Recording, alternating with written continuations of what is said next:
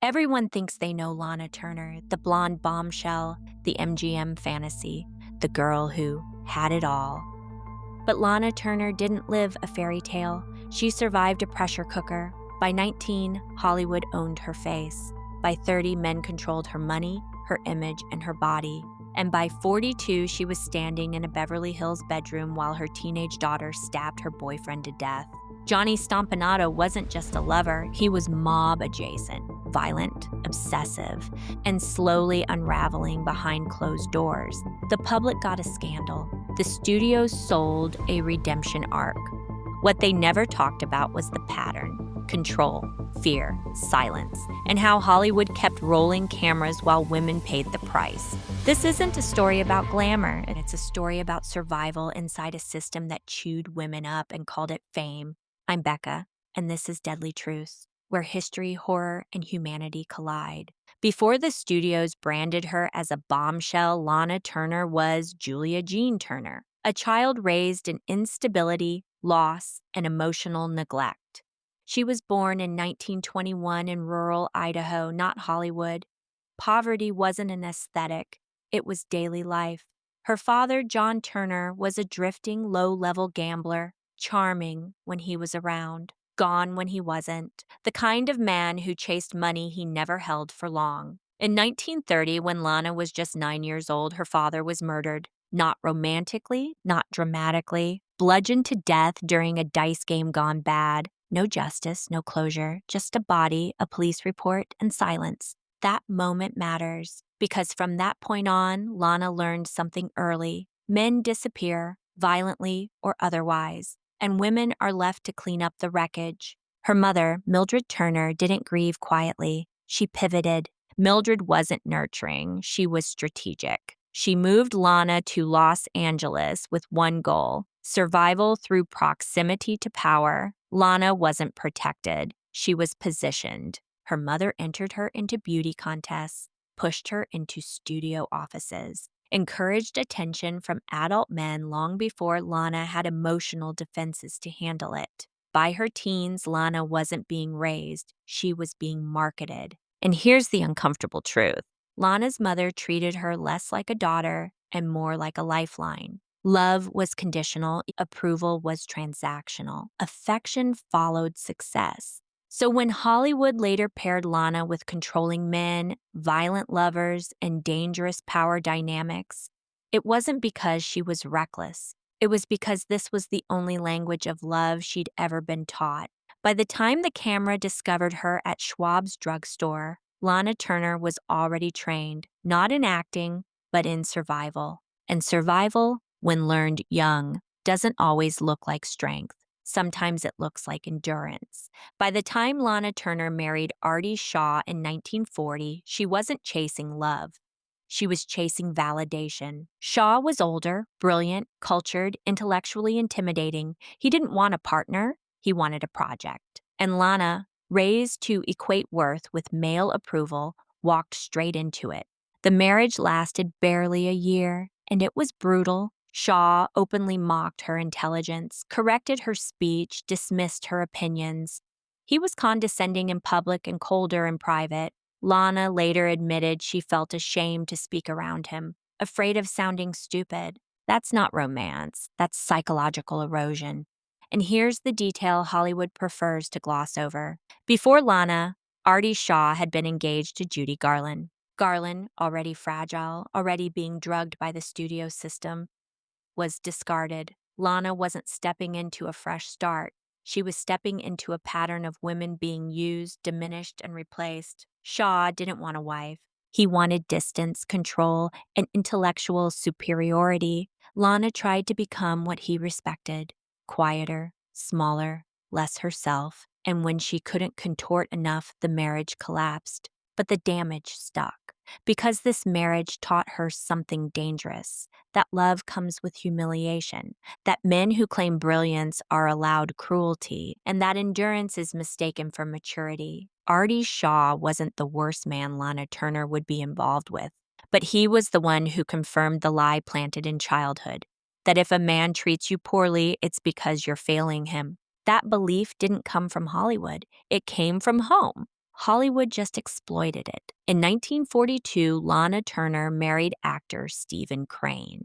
It was a fast marriage formed during wartime Hollywood, and it unraveled just as quickly. Crane was charismatic on the surface, but deeply unstable. Almost immediately, the relationship turned volatile. He drank heavily, was intensely jealous of Lana's fame, and became physically abusive. This wasn't rumor or retrospective embellishment. Lana later acknowledged the violence directly. Their daughter, Cheryl Crane, was born in 1943 in the middle of that instability. Crane did not become a stabilizing presence after Cheryl's birth. The abuse continued. Arguments were frequent. The home was unpredictable. Within a year of Cheryl's birth, Lana filed for divorce. Crane left the household when Cheryl was still an infant. There was no gradual separation and no cooperative co-parenting. His departure was abrupt, driven by the collapse of the marriage and concerns about safety. After the divorce, Crane drifted in and out of Lana's life but did not play a consistent role in Cheryl's upbringing. Functionally, Cheryl grew up without a father in the home. Crane's absence wasn't just physical, it was emotional and permanent. He never established a stable relationship with his daughter, and whatever connection existed faded early. This matters because it set the pattern that followed. From Cheryl's earliest years, men didn't leave gently. They exited through conflict, violence, or disappearance. Stephen Crane wasn't the most infamous man in Lana Turner's life, but he was the first to teach both Lana and Cheryl the same lesson. When things fall apart, they don't do so quietly. And once that becomes normal, instability stops feeling like an exception. It starts to feel like the baseline. After her divorce from Stephen Crane, Lana Turner married Johnny Weissmuller in 1945. To the public, this looked like salvation. Weissmuller was an Olympic gold medalist, Hollywood's Tarzan. Physically dominant, masculine, marketable. Behind closed doors, it was something else. Both Lana and Cheryl Crane later described the marriage as volatile and frightening. Weissmuller drank heavily. He was prone to explosive rages. Arguments didn't stay verbal. Objects were thrown, doors were slammed. The household ran on tension and unpredictability. Cheryl said Weissmuller terrified her, not stern. Not strict, terrified. She described him as emotionally unstable and physically intimidating, a man whose moods controlled the atmosphere of the home. Cheryl learned early to stay quiet, stay alert, and stay out of the way. Lana later confirmed the violence. She admitted Weissmuller was abusive, emotionally and physically, and that she endured it far longer than she should have. By the time the marriage ended in 1946, Lana had learned another lesson that would haunt her. Strength doesn't equal safety. This is important. Because Weissmuller wasn't a criminal. He wasn't mob-connected. He wasn't stalking her. He was respectable and still dangerous. For Cheryl, this cemented something critical. Men could be terrifying even when the world adored them. So when later biographies try to frame Cheryl's fear in 1958 as overreaction or hysteria, they ignore the pattern. By the time Johnny Stompanato entered the picture years later, Cheryl had already lived under an abusive father, a violent stepfather, a revolving door of instability. Years later in her autobiography, Cheryl Crane added a detail that fundamentally reframes her childhood.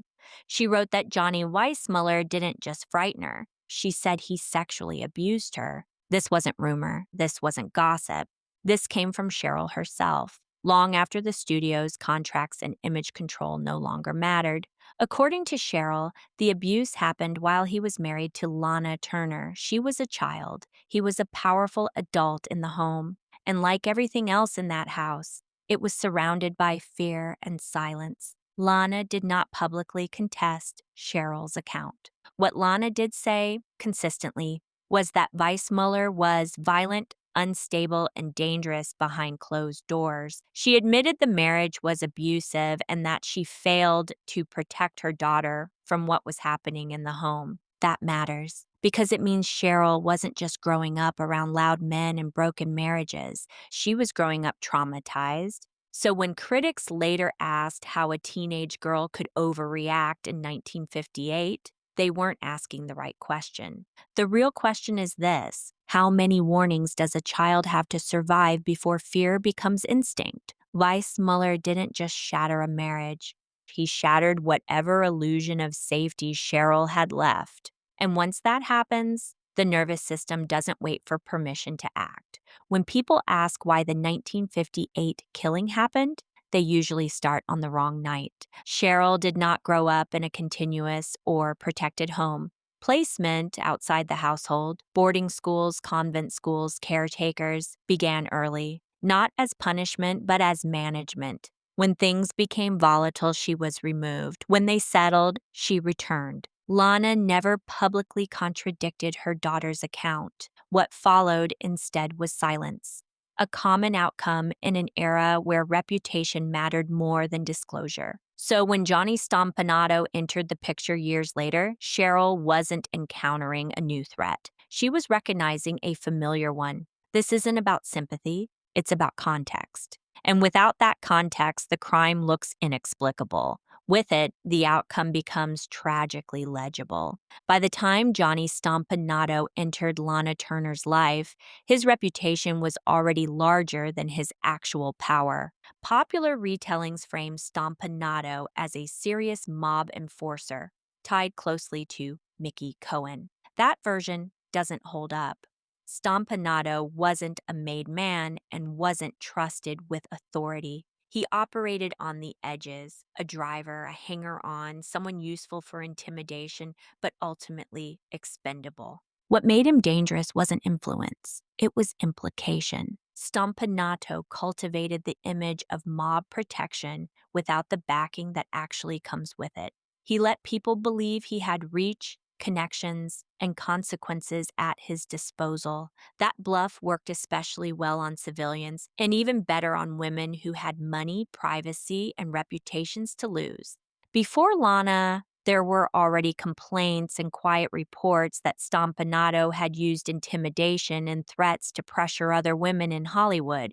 Not studio executives, not criminals, women with something to protect. This wasn't organized crime, it was predation, dressed up as power. Lana didn't see that at first. What she saw was confidence, toughness, and attentiveness, traits that can look like safety when someone has spent a lifetime surrounded by instability. But Stompanato didn't know how to regulate control. When his authority was questioned, he escalated. When he felt ignored, he became volatile. That's the part Lana didn't understand until it was too late. So when the relationship began to collapse, the danger didn't come from a criminal empire closing ranks. It came from a man whose entire sense of identity was built on intimidation, and who was losing his grip on both the woman and the image he thought defined him. That's the reality, not a mob hitman, not a Hollywood myth. Just a volatile man whose bluff followed him into a private home and didn't survive the night. Lana Turner met Johnny Stompanato in the early 1950s in a setting that already tilted the power dynamic. He wasn't introduced as a criminal. He was introduced as security, a tough, attentive man moving through Hollywood nightlife with confidence and implied connections. To someone like Lana, who had spent her life surrounded by unreliable men, that read as protection. At first, the relationship moved fast. Stompanato was present, watchful, devoted in a way that felt stabilizing. He handled logistics. He discouraged other men. He framed his possessiveness as concern. Early on, it didn't feel like control. It felt like someone finally standing guard. That distinction matters because control often enters relationships disguised as care. What Lana didn't see in the beginning was how much of Stompanato's identity was built on intimidation rather than trust. His attention wasn't flexible, it wasn't conditional, it demanded compliance. As the relationship settled in, the tone shifted. Protection became surveillance. Devotion became interrogation. and what initially felt like safety slowly narrowed into isolation. By the time Lana recognized the pattern, Stompanato was no longer just a boyfriend in her life. He was embedded in her routines, present in her home, and increasingly resistant to being removed. The relationship didn't begin in violence, it began in misrecognition, mistaking vigilance for care, dominance for stability. And once that line blurred, undoing it became far more dangerous than entering it. In the months before the killing, Lana Turner stopped trying to soften what was happening. She told friends and later acknowledged publicly that Johnny Stompanato was controlling her movements, monitoring her calls, and interrogating her about other men. He showed up uninvited.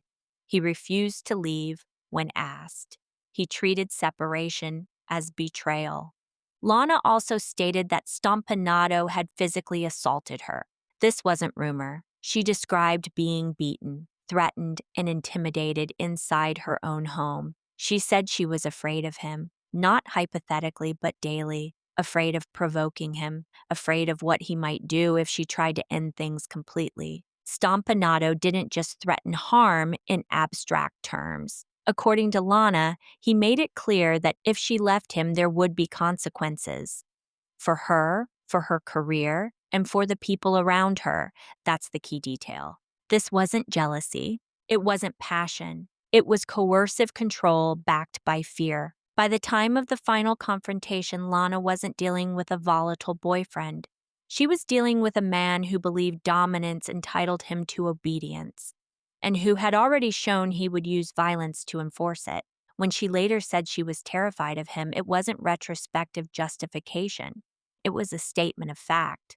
And that fear didn't exist in isolation. Her daughter was watching. In the weeks leading up to April 1958, the relationship between Lana Turner and Johnny Stompanato was no longer private, contained, or deniable. Stompanato's behavior had shifted from possessive to destabilizing. He began showing up uninvited, on sets, at hotels, at public events, not to reconcile, but to assert presence. He confronted men he believed were rivals. He made scenes Lana could no longer smooth over quietly. What had once been intimidation behind closed doors was now bleeding into public view. More importantly, Lana was trying to end it. That's the inflection point. Men like Stompanato don't escalate because they're powerful.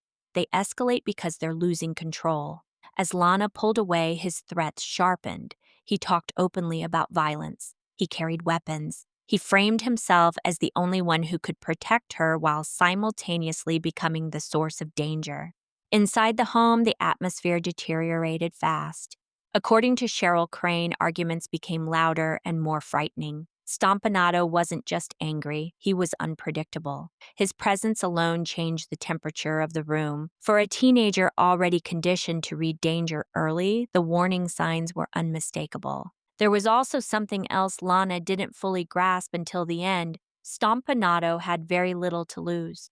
His mob associations were overstated, his usefulness was fading. His relationship with Lana was unraveling. What remained was a man whose identity depended on dominance, and who was watching that identity collapse in real time. That combination is volatile, and crucially, there was no outside intervention, no restraining order, no security, no buffer between the threat and the household. Just a man who wouldn't leave, and a home that had learned over years that danger doesn't always stop when you ask. So when people ask what went wrong that night, the answer is uncomfortable in its simplicity. Nothing suddenly snapped. The situation had been deteriorating for weeks. The warning signs were visible, the control was slipping, and the threat had already crossed the threshold from emotional to imminent. By the time Johnny Stompanato returned to the house that night, the crisis wasn't beginning. It was arriving at its endpoint. On the night of April 4th, 1958, Lana Turner was at home in her Beverly Hills residence with her 14-year-old daughter, Cheryl Crane. No neighbor called the police, no studio intervened, no man stepped between him and the door. Johnny Stompanato arrived uninvited. This was not unusual. He had done it before. He refused to accept that the relationship was over. Inside the house, an argument began almost immediately. Witness testimony and statements later established that Stompanato was angry, confrontational, and threatening. Lana said he accused her of seeing other men and demanded control over her movements. At some point during the argument, Stompanato physically assaulted Lana. This is not inferred, it was stated.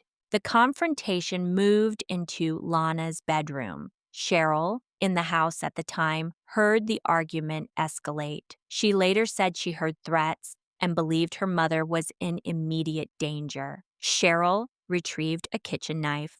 She entered the bedroom while Stompanato was facing Lana. According to Cheryl's statement, she yelled for him to stop. He turned toward her. Cheryl stabbed him once in the abdomen. The wound was fatal. Stompanato collapsed and died shortly afterward. Emergency services were called. Police arrived at the scene the same night. Cheryl did not flee. Lana did not attempt to alter the scene. There was no cover-up in the moment. The next morning, headlines exploded, but inside the legal system, the response was fast and unusually clear. The district attorney charged Cheryl initially as required by law, but during the inquest, testimony from Lana, physical evidence, and corroborating details led to a ruling of justifiable homicide. The coroner's jury concluded that Cheryl acted in defense of her mother. No criminal trial followed, no plea deal, no studio intervention required. The legal system accepted what the facts showed. A minor, confronted with a violent adult threatening her mother, used lethal force to stop an imminent danger. That finding stood, and it has never been overturned. Children raised around unpredictable violence don't wait for confirmation. They act at the first sign of escalation, because in their experience, waiting is what gets people hurt. For Lana Turner, the killing didn't end her life. It ended the illusion that Hollywood could fully control it. Publicly, the studios went into containment mode. Lana was positioned as a tragic survivor, not a scandal magnet. She returned to work within a year, most notably in Imitation of Life, 1959, which became one of the biggest successes of her career. On the surface, it looked like a comeback. Privately, it wasn't. Later in life, Lana would admit she stayed too long. Not because she didn't see the danger, but because leaving had never once been safe for her before. Lana lived with deep guilt, not for the stabbing, but for the environment that made it possible. She acknowledged later in life that she had ignored warning signs, stayed too long, and failed to protect her daughter from repeated exposure to violent men. The relationships that followed were fewer, quieter, and far more guarded. In the 1940s and 50s, there was no public language for coercive control. There were no restraining orders, no domestic violence hotlines, no cultural permission to say, "This man is dangerous." She never fully escaped the shadow of that night. Interviews decades later still circled the same themes: fear, denial, and the cost of silence. For Cheryl Crane, the consequences were heavier and more permanent. Although the coroner's jury ruled the killing justifiable homicide, Cheryl didn't simply return to a normal adolescence. She was placed in juvenile detention briefly, then moved through psychiatric facilities and supervised care. Not because she was violent, but because the system didn't know what to do with a traumatized child at the center of a national spectacle. The narrative quietly shifted. Cheryl was labeled troubled, difficult, emotionally unstable.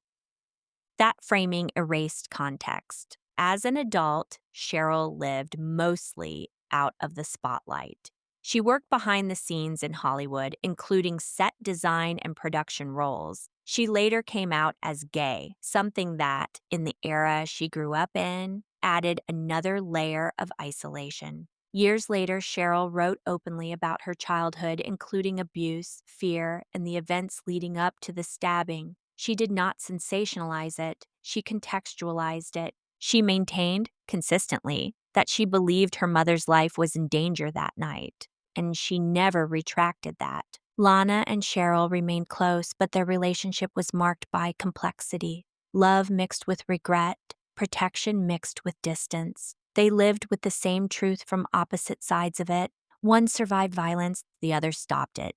Neither walked away untouched. That's the part Hollywood endings don't include. I was 14 when I pulled Lana Turner's autobiography off a library shelf. I wasn't looking for Hollywood. I wasn't looking for scandal. I just opened the book and stayed there. What struck me wasn't the fame, it was the honesty. Lana didn't write like a legend protecting an image. She wrote like a woman who had survived a system that rewarded silence and punished vulnerability. The book was clear-eyed about men, about fear, about mistakes she didn't excuse, and about love that cost more than it gave. That matters because Lana Turner wasn't just a movie star. She was Marilyn Monroe before Marilyn Monroe existed, before the breathy myth, before the studio-crafted tragedy, before the culture learned how to consume women and call it glamour.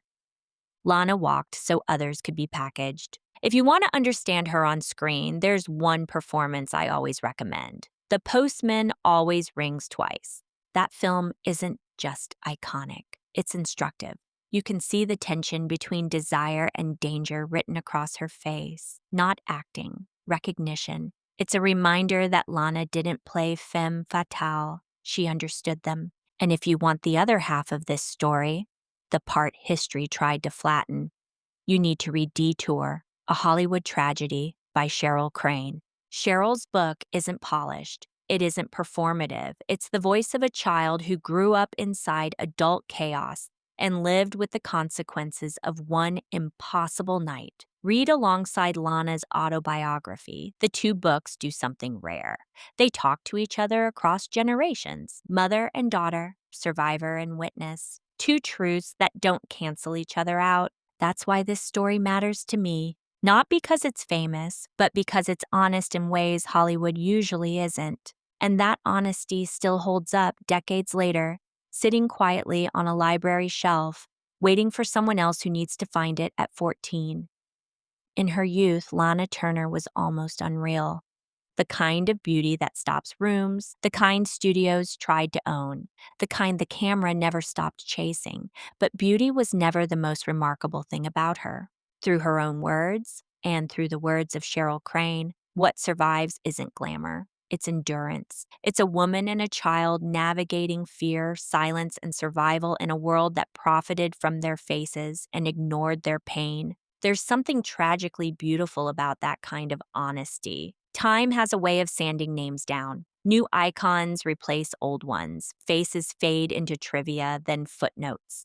And today, most people recognize the image before they recognize the name. But they should know it. Not because Lana Turner was famous, not because she was stunning, but because her life tells the truth about an era, about how women were consumed, how danger was hidden, and how survival often looked nothing like a happy ending. Everyone thinks they know Lana Turner, but the truth survived quietly, in court transcripts, in two books, and in the life of a daughter who acted when no one else would. Her story wasn't clean, it wasn't kind, but it was real. And stories like that don't belong to history books alone. They belong to us, the people still learning to see past the shine and listen to what was actually said. Before we close, I want to take a moment to thank everyone who's recently found deadly truths, and everyone who's stayed. This show has grown quietly, steadily, because you care about stories told honestly, without glamour, without excuses, and without myth-making. You listen, you share, you engage thoughtfully, and that matters more than numbers ever will. So if you're new here, hello stranger, please stay a while and follow or share or rate. Thank you. And if you've been here for a while, thank you for continuing to come back. This podcast exists because you're willing to sit with uncomfortable truths and let history speak for itself. I don't take that lightly. I also want to acknowledge something you've probably noticed. There have been growing pains, different microphones, different music, and different pacing, and the focus has moved from Reno to Leavenworth Prison to Kentucky to Kansas City. Through the Public Enemy era, bank robbers, the American frontier, bootleggers, the mob, and now Hollywood. That isn't a lack of direction. That is the direction. This show follows American violence the way history actually unfolded, moving from place to place, era to era, as power, desperation, and opportunity shifted. It suits my personality to follow the stories where they lead. not to lock them into neat boxes. If that way of storytelling works for you, thank you for staying. If you've joined recently, welcome. You're catching the show as it becomes what it was always meant to be. And yes, this will continue. I'll keep following the stories as they move across American history. I'll keep refining the sound, the structure, and the focus, and I'll keep telling them honestly, because the truth doesn't stay in one place, and neither does Deadly Truths. I'm Becca, and this has been Deadly Truths, where the past isn't dead, it's just been quiet for a long time.